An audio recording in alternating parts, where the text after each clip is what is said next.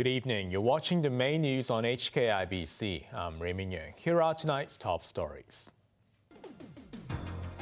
John Lee and his top officials meet lawmakers in their first off-the-record session.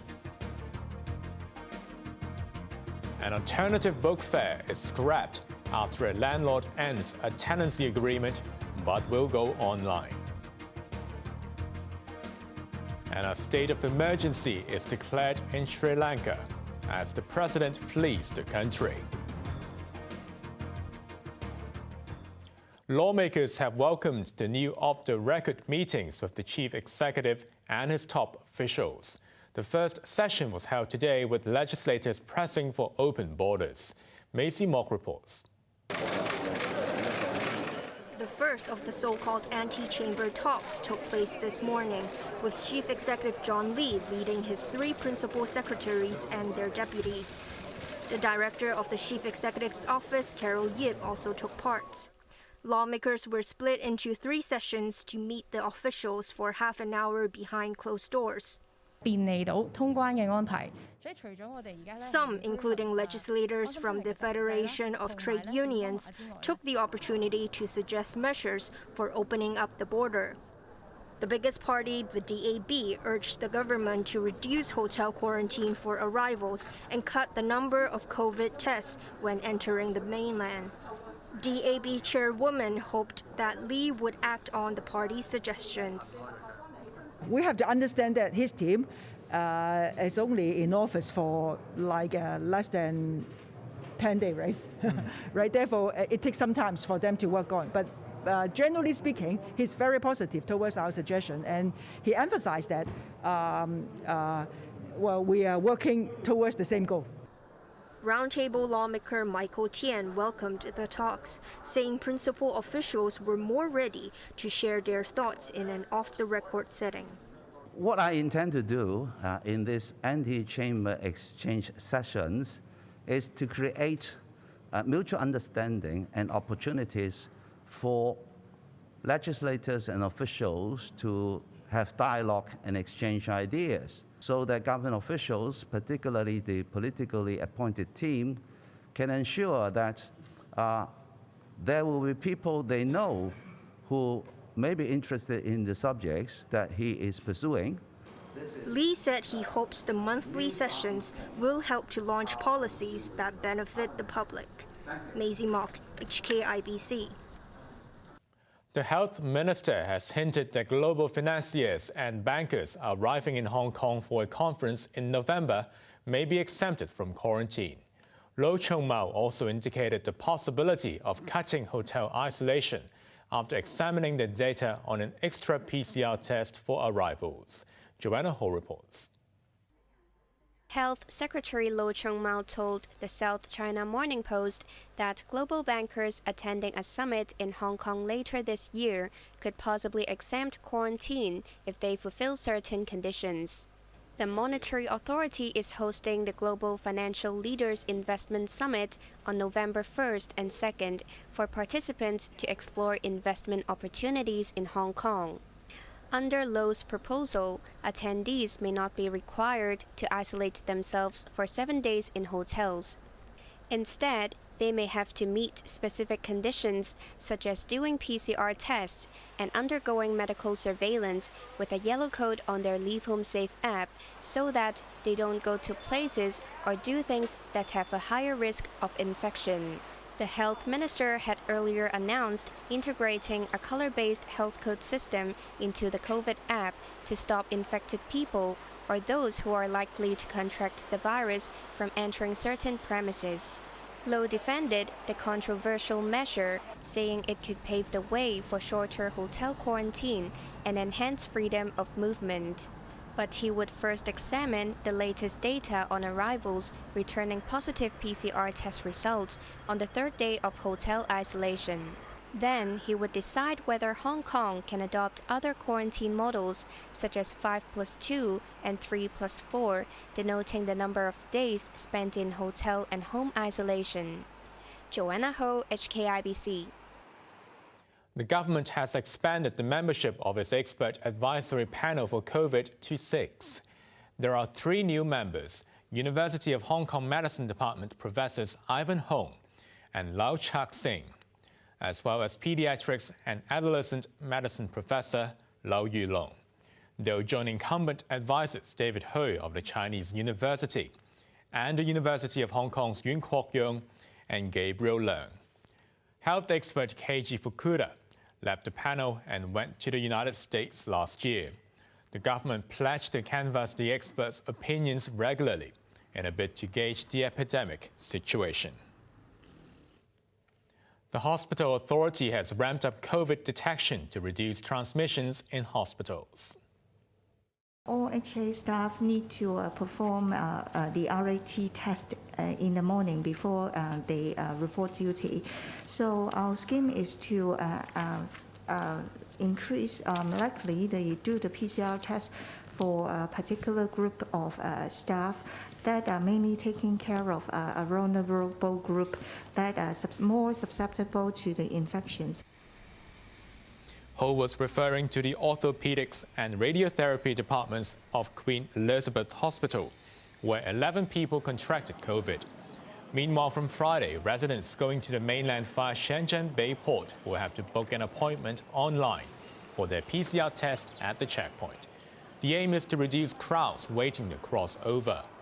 Only those who secured a quarantine room in Shenzhen can apply the day before they travel. Hong Kong today registered 3,154 new infections, including 211 imported cases and 2 more COVID deaths. An event organized by publishers who have not been allowed to exhibit at the Hong Kong Book Fair has been cancelled after the owner of the venue had some doubts. But the event known as the Hong Kongers Book Fair will go ahead online. Janice Low reports. A representative of the Hong Kongers Book Fair said the landlord of the venue where the event was to have been staged had second thoughts, fearing that some laws may be breached. But no one was sent to inspect the books that would have been on display. The event was cancelled after the landlord terminated the tenancy agreement, but the fair will still go ahead on the internet. Raymond Yeung, the Hong Kongers Book Fair representative and co-founder of Hillway Culture, said he was willing to do anything to ensure its smooth running, even if it meant that Hillway Culture had to quit the fair. Yeung said the Trade Development Council, which organizes the Hong Kong Book Fair, informed Hillway Culture last year that its books might breach the national security law. The group was banned from this year's fair, which will begin next Wednesday, but were not given a reason. As a result, Yeung organized the Hong Kongers Book Fair, but that has now been scrapped. I feel that I have already tried our very best to try to ensure that this event will go smoothly. But of course, right now, the situation does not meet our expectations. And what we need to focus right now is how to take care of our exhibitors and also of our potential customers. Yeung said despite the setback, he hopes to open his fair as scheduled at 10 a.m. tomorrow, but it will be online. Janice Low, HKIBC. Overseas, a state of emergency has been declared in Sri Lanka hours after the president fled the cash-strapped country. Anti-government protests continued despite security forces firing tear gas. Sarah Wong reports.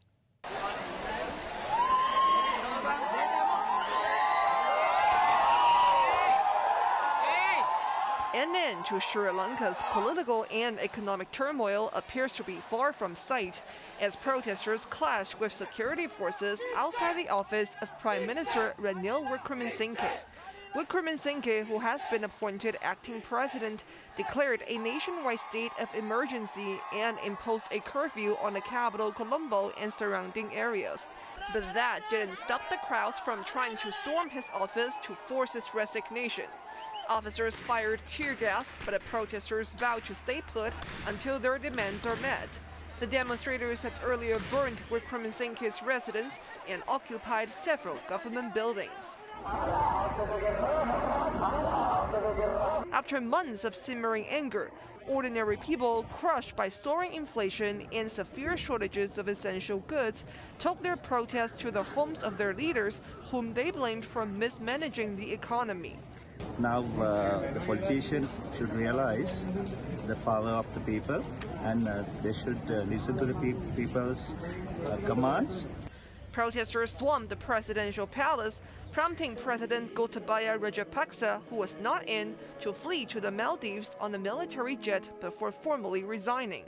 The political vacuum could hinder bailout talks with the International Monetary Fund and exacerbate Sri Lanka's financial quagmire. But Sri Lankans welcomed the downfall of the powerful Rajapaksa family. Sarah Wong, HKIBC.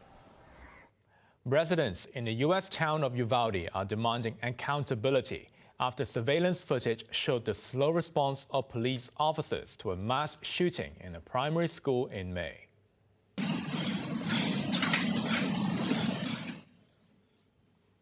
The 18-year-old gunman was seen entering the building with an AR-15 style rifle. Shortly after, two officers approached a classroom before running away when gunshots rang out. Better equipped officers then amassed in the hallway outside the classroom, where the gunman barricaded his victims and went on the rampage, killing 19 children and 2 teachers.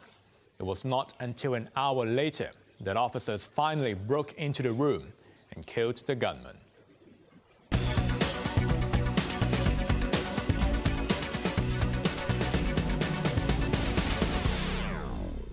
China's foreign trade in the first half of this year jumped nearly 10% from a year earlier.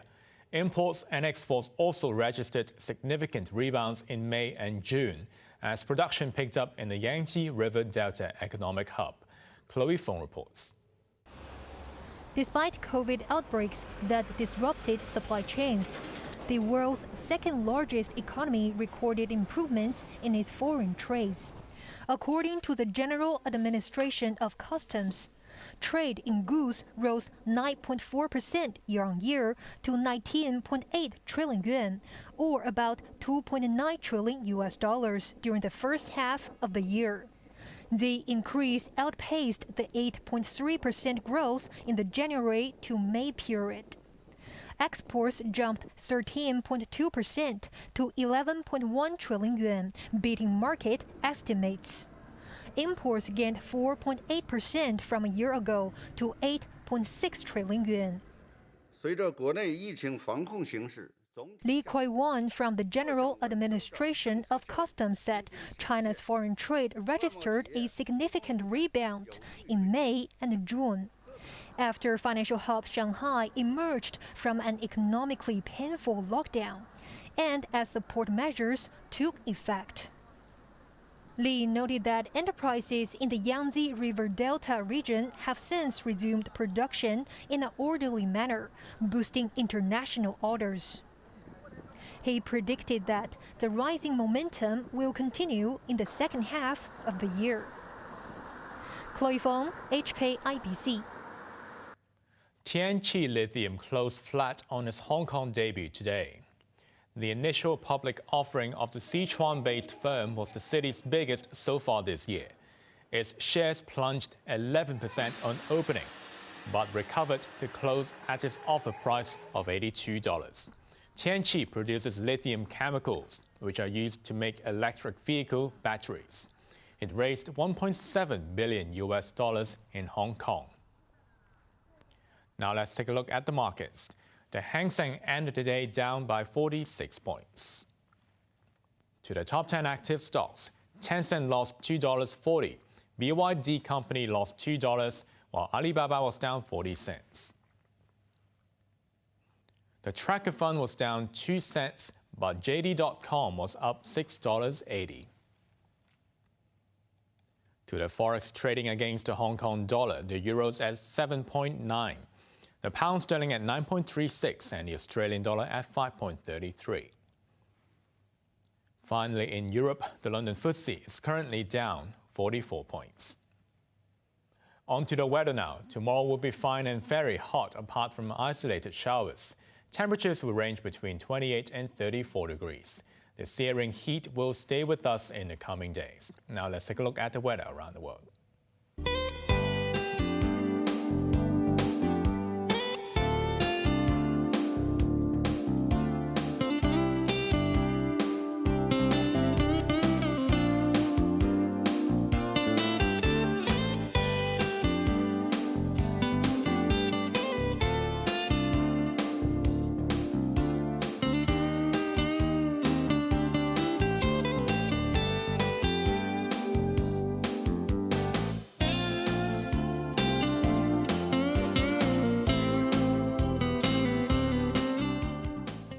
That's our main news for Wednesday night. Join us for more news at 11. I'm Raymond. Good night.